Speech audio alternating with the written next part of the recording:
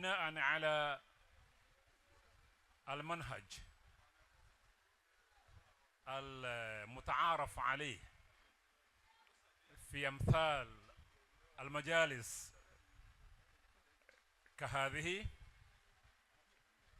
يحلو لي أن أبدأ كلمتي بالترحيب بأصحاب الفضيلة، أعلام العلم وأقطاب المعرفة في بيئتنا هذه. ولله الفضل والمنة أننا نوينا أن نحضر جميعا هذه الجلسة وهذه المناسبة، لكن كنا بين الخوف والرجاء، فحقق الله سبحانه وتعالى أمنيتنا بأن أبقانا أحياء حتى شهدنا هذا اليوم العظيم في تاريخ أحد أبناء هذه المدينة العاملين المجاهدين، صديقنا العزيز فضيلة الشيخ الإمام شافعي عليه.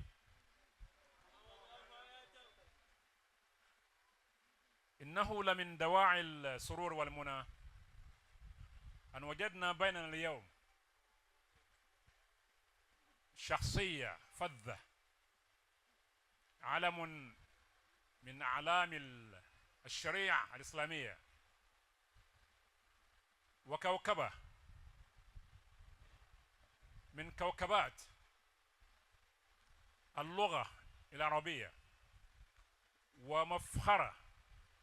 من مفاخر إمارة إيلورين،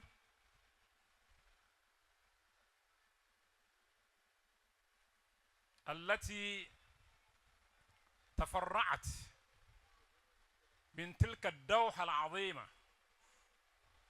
تلك الشجرة الوارفة الظلال، علامة إفريقيا الشيخ العلامة الكاتب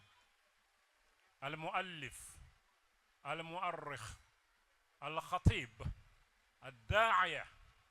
آدم عبد الله الإيلوري رحمه الله تعالى رحمة واسعة. شيخنا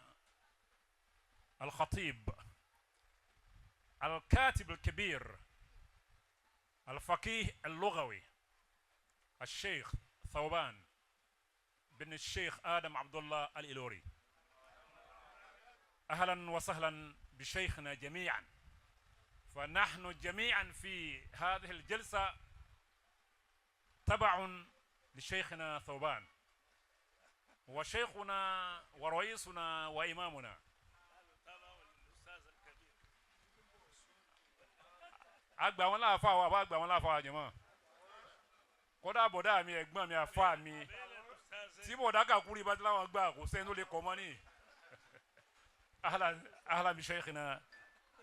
المحترم، جزاكم الله كل خير. وحتى لا أضيع الوقت، والوقت هو اليوم كالسيف إن لم تقطعه قطعك، سأذكر فقط شخصين اثنين وانتهى. لا أنسى، وإن كنت أصبحت اليوم من الناسين، أنا كثير النسيان اليوم ولا أدري السبب. صار على رأسي فقط والذي شعر شيبا، حتى أبنائي شعلت رؤوسهم شيبا ولحاهم شعل شيبا، مع ذلك لا ينسون كما أنسى أنا. شيخي الوقور الككور، النحوي العالمي، النحوي المتمكن، المؤلف الأصيل، المفكر الكبير، الشيخ عبد الرحمن الإمام أحمد المشهور والمعروف بككوري، أدام الله حياته. àwọn bàbá wa àfa wa bàbá wa tí wọ́n jẹ́ olùgbàlejò àgbà ní lónìí àwọn bàbá wa máa dá wa kí ti lọrin bàbá ń dá wa kí sorry máa dá wa kí ti àdúgbò wa ni ẹ dákun ẹ fúri bàbá wa bá ń dá wa kí ń pàkátà ẹ dákun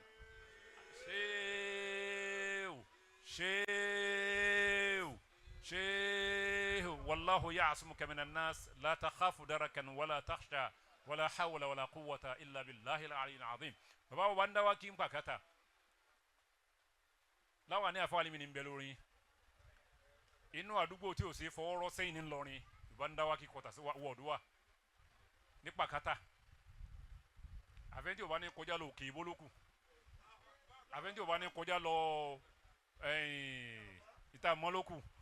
àfẹ́ntì ò bá pẹ́ẹ́pẹ́ẹ́pẹ́ tí ó gbọ́nà tí ò ní gbalẹ̀ alásẹ̀ni kọjá lókùn lé àwọn náà mi àti bẹ́ẹ̀ bẹ́ẹ̀ bẹ́ẹ̀ lọ ọlọ́run járe ń bẹ́ẹ̀ bàbá ẹ̀yin ní ọjà yín kúnlò ní tàǹbà yín náà ọlọ́run járe ń pẹ́ o ìdùnnú yín ò ní di ìbànújẹ́ láéláé àáfà wa aláyé àti gbogbo ohun tí ń tún jẹ́ aláyé àti alààyè tọ́lọ́run fi wọ́n ta yín lọ́rẹ ọlọ́run ní pa nǹkan mọ́ yín lójú nínú wọn inshallah ẹ̀mí yín ó sì gùn fún wa àwọn àfà mi wá pọ̀ nǹkan lè ti máa ní kí àfà mi Dr. Ashair al-Muhadar al-Kabir bi Jami'ati Ilorin tí wọ́n fi gbà kan jẹ́ náà àpò omi ilé ọba Ìlọrin tá a fẹ́ máa gba kí ni ọba Ìlọrin yá máa gba. Assalamu alaikum marhaba àfàwà Dr.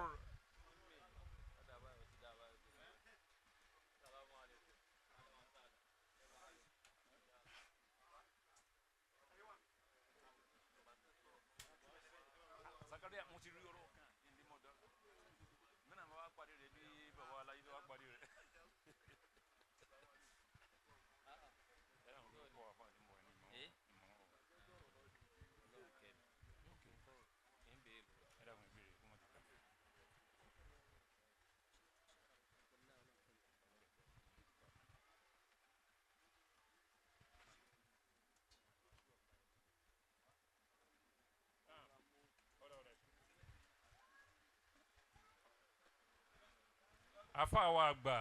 sàádàtì Dr. Idris Othman Kankawi àfàwà fẹ́fẹ́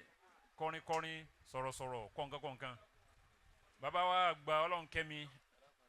ọlọ́run járe yín pẹ́ ẹ̀gbọ́n mi àbúrò mi méjì náà ni Mayemasa PRO International for Niqabatul Markaziyyin fi Nigeria amatan ọlọ́run járe yín pẹ́ gbogbo àwọn àgbààgbà tó wà ń kalẹ̀ òkè gbogbo yín o òkè gbogbo yẹn dákun ẹ foríjì mi nílé dárúkọ gbogbo torí time tí ò sí mọ́ lónìí ní time nǹkan sì ètò sì kúnlẹ̀ rẹpẹtẹ àmọ́ àti mọ̀ pé ńgbà bá ti da omi sórí yóò kárí gbogbo ara pẹ̀lú condition méjì kómi ń pọ̀ dáadáa kórí mú sì mọ́ tóbi tayọ àlà torí orí mi ẹ̀ kò sí tẹ̀ ní dàsí kò ní ràn mo ti ní kọ́pì ẹ̀ afáwa àbúrò yan ẹ̀bùn ni látọ̀dọ̀ ọlọ́wọ́n ọba kò sí fọwọ́rọ́ mo lọ yunifásitì ọ̀rìn lè kò sí ohun kì í ṣe mistake tí máa ń sọ̀rọ̀ kọ́nà tó bá ṣe mistake tí bá tún já sí yóò tún rí bí yí sí tí ó sì bá mu gbogbo yẹn kọ́ lọ́lọ́ ń bù ni tọ̀ gbogbo yẹn kọ́ lọ́lọ́ ń bù ni o a sì wá rí evangelist fún wa àbá àrọ̀ yá ọlọ́run ní kúrò ẹ̀mí pẹ̀lú ọlọ́run ẹ̀mí yóò gùn lórí dáadáa fún wa ní àwọn ọ̀dọ́ tá ń gbádùn lọ́rin ni àwọn ọ̀dọ́ tó ń já mọ̀ pé tó ń sọ fara yìí pé àìsàn alápàtà ń lọrin àìsàn alápàtà ara wọ́n ti fẹ́ sọ wá lóko àmọ́ tí a máa ń rú àwọn eléyìí tó máa ń sọ̀rọ̀ ẹ mọ̀ pé ìmọ̀ ni lọ́rin display ọlọ́run ní payín fún yín sí o kò ní payín fún wa sí o ẹ̀mí yóò gùn kò ní gùn lórí ìyà inshallah ẹ̀ ní sì wí ẹ̀ ní sì sọ ẹ̀ ní sì jẹ ọlá anabuwa Muhammad sallam programu pọ̀ nlẹ̀ àmọ́ torí pé kò sí kí àwọn bàbá wa Sheikh Al-Khalifa Salman Shuaib Alaye àti bàbá wa Khalifa bàbá Alaye Ahmad ọlọ́run jẹ́ àárín wọn pé ilé Alaye ilé tí ó kẹnu púpọ̀ ni a kàn kọjá ń ta wọn à ń kọjá ń ta wọn ẹ̀ mọ bí tẹ̀ ẹ́ ti ń kọjá wọn àfi kí yẹn tó ń jókòó tì í kó tó ń ṣe kó tó ń sọ́ọ̀dì rẹ̀ ọ̀rẹ́ mi aláyé bàbá méjì mo kí n wọ̀ aláyé Kwara tẹlifíṣàn náà afá mi ọlọ́run jẹ́ àrí gbogbo yín pẹ́ o afá wa olóòní ọ̀fọ̀ ní afá wa Ṣáfì wọ́n ṣe tíra kan lórí ilé aláyé ẹ dákun ẹ tíra ẹ̀kẹ́ ní tíra náà kẹ́lẹ́ mọ̀ ẹ kíta bá ń kàn kọjá ń pa nílé àbá ń gbọ́ pé àwọn bàbá kan ṣe wáàzí lórí rédíò lórí TV gangan ẹ̀ ń gba aláyé ni wọ́n aláyé kan bẹ ní Kwasu ọ̀rẹ́ mi Kamil aláyé àbí bẹ́ẹ̀ bẹ́ẹ̀ lọ àbí fáwọn Ṣáfì aláyé à ń kọjá lékè wọn ẹ lọ ka ìtànlẹ̀ aláyé ẹ hàn pé wọ́n tayọ bẹ́ẹ̀ wọ́n ta inú àwọn ìlú nù àwọn Ìlọrin nù tí yẹn ò sì ó kọ́ wọn Ọlọ́run ní yọkù Ìlọrin láéláé tí yẹn bá yọkù aláyé kù Ìlọrin náà dínkù kò sì dínkù díẹ̀ Ọlọ́run bá ṣe rárá fún wọn. Lónìí à ń celebrate ìmọ̀ afáwa ọlọ́pàá ìwà Ọlọ́run járe pé ẹ kú àdó tí ó mọ Ọlọ́run ní padà lẹ́yìn gbogbo bí dáadáa láti máa rí Ọlọ́run ní járe yín bí tí ò dá o Ọlọ́run Ànábì wa Muhammadu sallallahu àwọn ọmọ tí náà ó pàdé aláàánú pẹ̀lú ògo Ọlọ́run gbogbo jihad tẹ́ ń ṣe ńlọrin Ọlọ́run ní yóò jọba ẹ bá mi tó lérè inshallah ẹ̀mí yóò sì gùn fún wa ṣe rí lónìí a ní táìmù pọ̀ a nídìí pé à ń ṣe ayẹyẹ ọdún 12 tí Ọlọ́run gbé àfáwà aláyé dìde àfáwà Ṣáfì aláyé ẹ̀yẹ máa ń yan aláyé pọ̀ ńlẹ̀ àfáwà Ṣáfì aláyé tọ́lọ́run gbé wọn dìde gẹ́gẹ́ bí dáàyà tí wọ́n máa pèpè sọ́nà Ọlọ́run ọba káàkiri àgbáyé tọ́lọ́run sì gbà fún dáadáa tọ́ wọ́n nílé kíw jẹ́ pé èmi ò sí mílànà bẹ̀ tí wọ́n ròyìn pé àwọn tó parí Kùránì tó ń ké Kùránì ń bẹ̀ wọ́n náà mẹ́ta kan tó ń ṣe wòlímọ̀ fún àbí wọ́n ní wọ́n tó ṣe náà wọ́n ka Kùránì lásán wò láì tẹ̀ tí sọ nǹkan kan o wọ́n kàn ka Kùránì wọ́n ní ọ̀kọ̀ọ̀kan nu wọn tó ká máa mú lọ olú kan láwọn ilẹ̀ bí báyìí pé wọ́n lọ ṣe mọ́mú bẹ́ẹ̀ lẹ́nu kan kò sí gbọ́dọ̀ yẹ ọ́ lọ́wọ́ wo ohun tó wá wí bẹ́ẹ̀ gba èyàn mẹ́ta nu lẹ́ẹ̀kan náà rawahu Abu Rayyan ẹ̀ṣọ́ adamallahu hayatahu an tariq al-Ustaz Fifi torí náà kọ́ àwọn àgbàlagbà wà ń kalẹ̀ dákun ẹ má jẹ́ àṣẹ wúrúwúrú ni dákun lọ. afa wa Ṣáfì aláìta wa pété lónìí ẹnìkan ní torí ipò wọn mọ̀kámà wọn ni ayé fi pọ̀ mí báyìí èmi ní torí ẹ̀kọ́ o mọ̀kámà wọn làfà aláyé tì nílẹ̀gbẹ̀ẹ́ gbọ́ àwọn àfáwà tán wà ń kalẹ̀ àbí kí ni èjì wọn bí wọn kéwúdé lẹ́gbẹ̀ẹ́ gbọ́ àwọn jahabiza ti ń bẹ ẹyọ èmi kò ń bẹ àwọn àgbàlagbà ti ń bẹ ń kalẹ̀ bó làfà wà láyé kéwúdé ìwà wọn lẹ́ẹ̀ bá sọ ìwà Ọlọ́run fi ròyìn Ànábì wa Muhammad sallallahu alayhi wa sallam Ànábì ní gbogbo ìmọ̀ ayé Ọlọ́run fún Ànábì àmọ́ Ọlọ́run fi wà ròyìn Ànábì wa innaka la ala khuluqin azim azọ́mà gbogbo ìwà tó dáa jù láyé sọlọ ẹni tọ́lọ́mọ ara jáde ẹ̀ fún bí ìròyìn Ànábì sallallahu alaihi wasallam ó sórí láyé àtàlùkẹ́yàmà ìwà ni àfa wa Ṣáfì ní tàbí kó gbogbo wa wọ́n fi ń kó wa yé mọ́ra báyìí ẹ̀rí ẹ̀wọ̀ àwọn bàbá wa sábà náà ẹni tí ó gbé wọn kó lẹ́kọ̀ọ́ àti débàdàn mẹ́wọ̀n lásán wàhálà ni bí lé Ìlọrin wọ́n sì rédíò àti lu ọ̀sẹ̀ kan pẹ̀lú àfa ńlẹ̀ mo mọ̀ wọn dáadáa mo mọ̀ tí ń bẹ láàrin wọn dáadáa ní alákọ̀ọ́ dáadáa ìwà ni o àfa wa Ṣáfì Ọlọ́run nígbà wà lọ́wọ́ yín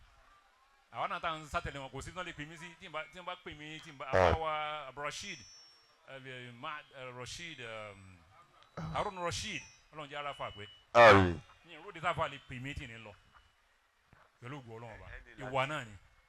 so ẹ dákun Ọlọ́run ní gba ìwà lọ́wọ́ yín o Àmín ẹ jẹ́ máa bá lọ báwọn so ẹ̀kejì a fẹ́ lọ́ọ̀nchì wé lọ́ọ̀nchì Jonah wa tó jẹ́ àkọ́kọ́ ṣé wọ́n fún mi lára pé táìmù ni àbí nǹkan ń já sí torí mi ní bá ti ń já sí báwọn kí ẹ máa fura sí tọ̀ káwọn bá lọ so afáwa Abu Rayyan ẹ dákun ẹ súnmọ́ bí àwọn dà ìmọ̀ bẹ́ẹ̀ ṣe ká mo ní tẹ̀físíwájú mi yìí àwọn muhadirun